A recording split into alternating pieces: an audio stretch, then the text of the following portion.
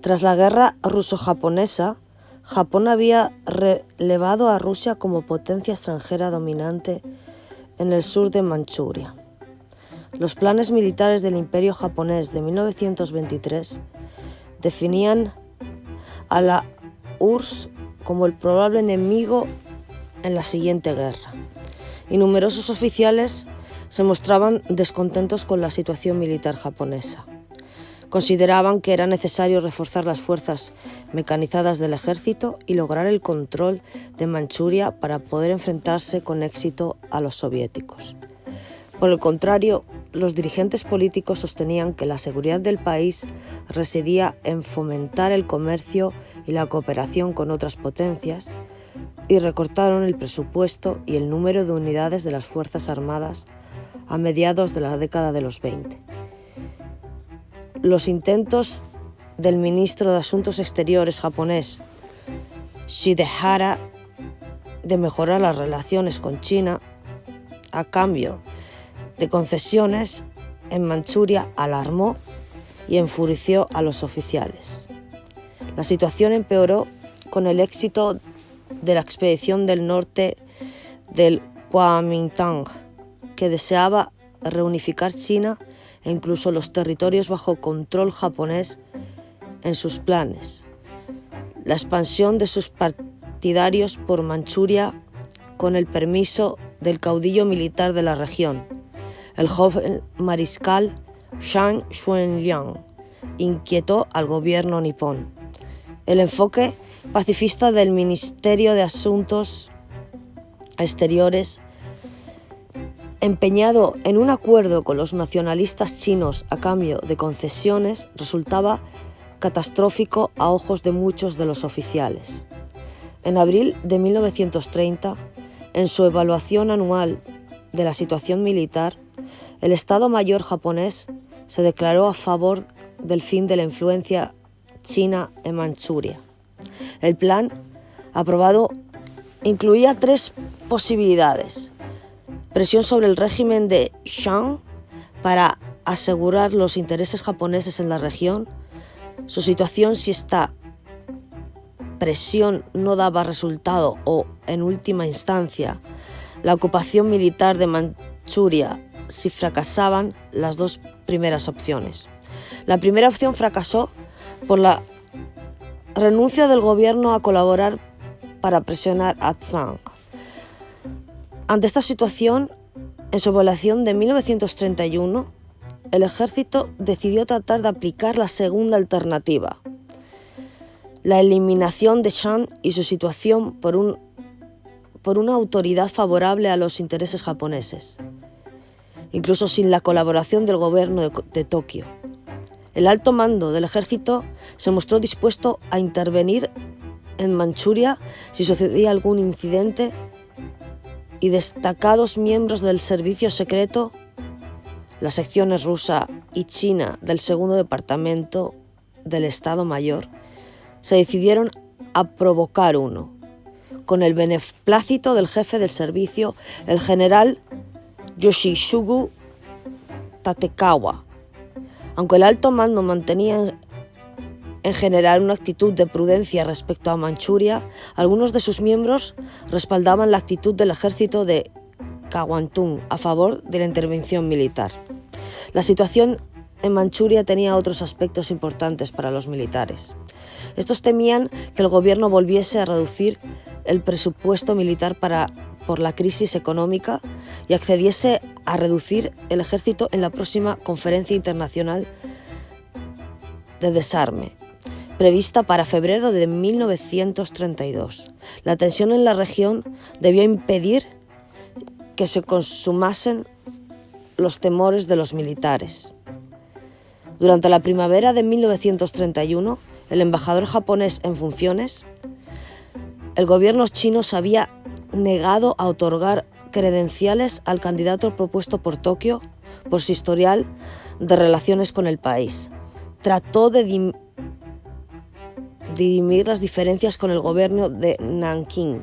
Sin embargo, el ministro de Asuntos Exteriores chino, Wang Shengting, observando el fortalecimiento de la posición china, anunció un plan para recuperar en un corto periodo de tiempo los derechos chinos perdidos en los diversos tratados con las potencias, que desbarató las conversaciones.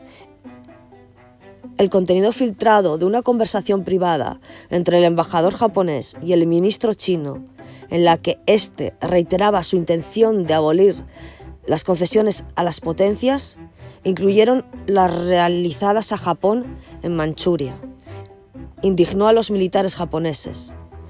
Durante el verano creció el número de choque entre chinos y japoneses en Manchuria. A finales del verano de 1931, las relaciones bilaterales entre China y Japón habían empeorado peligrosamente. Un capitán japonés del servicio de espionaje había sido fusilado por los chinos cuando realizaba labores de reconocimiento de paisano en una región remota de Manchuria. Se sucedieron los disturbios anticoreanos en Manchuria y antichinos en Corea. Los chinos impusieron el boicoteo de los productos nipones. Parte de la tensión se debía al deseo japonés de que las autoridades chinas reconociesen su derecho a comerciar y arreglar tierras en Manchuria y su especial interés en la región. Tanto el gobierno chino como el movimiento nacionalista rechazaban estas pretensiones. Los japoneses veían también cómo los malos ojos, los intentos chinos de minar su influencia económica en la región mediante la construcción de ferrocarriles y puertos alternativos a los que controlaban. La diferencia de la interpretación de los diversos tratados entre potencias y China conducía a continuos roces. El gobierno chino consideraba que las concesiones obtenidas por Japón en el Tratado de 1915 eran ilegítimas y que los japoneses ni siquiera observaban las limitaciones de este. El gobierno japonés acusaba a los chinos de infringir el tratado y de sabotear su aplicación.